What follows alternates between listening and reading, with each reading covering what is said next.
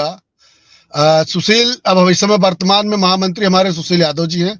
मेरे पास प्रभार था महामंत्री का पुनीत चौधरी जी के जाने के बाद। अब मेरा पद कोषाध्यक्ष का है मिश्रा जी। अच्छा, और अच्छा। प्रदेश महामंत्री हमारे आदरणीय सुशील यादव जी। धन का काम आप देखिए, धन बढ़ाते रहिए इधर उधर सब जगह। और मिश्रा जी, आप गोरखपुर कल से गए हुए हैं, आपकी पूरी टीम जी गोरखपुर अब लगातार कल से लगे रहे। तो वहां जो हालात होते हैं, कभी कभी जैसे हम आपसे बात करते हैं तो हमें फोन से आपकी बातचीत से पता लग जाता है कि आप टेंशन में नहीं है, कुछ ठीक है। कभी कभी हम मुद्दे पे बात करना चाहते हैं, आपका फोन नहीं उठता तो हम परेशान होते हैं कि क्या दिक्कत है। आप मेरा फोन लगाते हैं, नहीं उठता, परेशान। लेकिन बातचीत से बहुत कुछ नजरिया समझ में आ जाता है कि मेरे प्रति आपकी भावना क्या है। भावना का सब खेल है, और भावना से ही विश्वास बनता है, भावना से ही विश्वास टूटता है।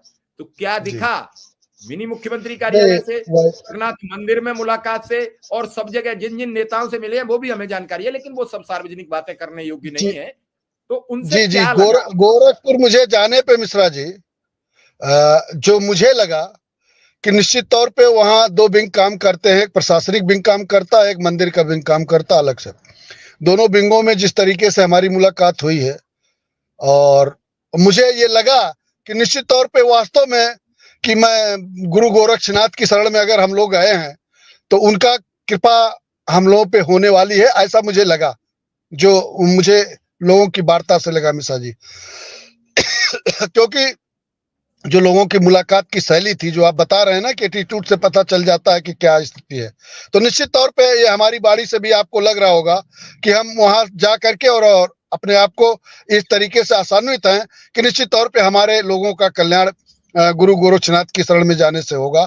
ऐसा मुझे पूर्णता विश्वास है मिश्रा जी, ऐसा वहां मुझे मिला, जो देखने को मिला जी। नमस्कार साथियों, स्वागत है आप सभी का आज की इस नई वीडियो में।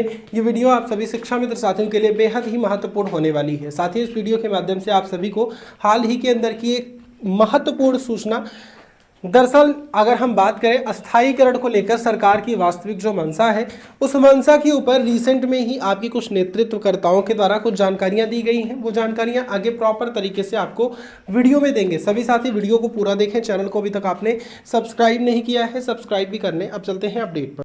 चलिए, हम आर्यन सिंह आपका सवाल ले लेते हैं मिश्रा जी से। मिश्रा जी, कुछ अफवाहें चल रही हैं गोरखपुर पर कि कुछ नहीं हुआ, सब खत्म हो गया, कोई प्रस्ताव नहीं बना, प्रस्ताव फाइनल हो गया, केवल 60 वर्ष ही शिक्षा। तो ये 60 वर्ष की तो कभी से फाइनल है, 60 वर्ष को लेकर क्या प्रस्ताव बनेगा? 60 वर्ष तो सरकार ने फाइनल कर दिया है। आप अफवाहों का कम से कम कमेंट तो सही करिए।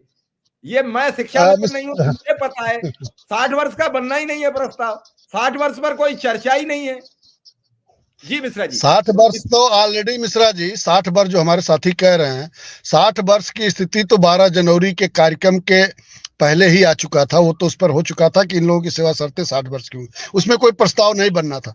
प्रस्ताव जो बनना था, प्रस्ताव हम लोगों की जो मुख्य मांग थी, एक ही मांग थी हमारी, जब हम लोगों ने अपना कार्यक्रम किया था 18 अक्टूबर को, कि हम लोगों को नियमित किया जाए, और जब तक नियमितीकरण नहीं हो रहा तब तक समान कार्य के लिए समान वेतन दिया जाए। यही हमारा एक मांग था।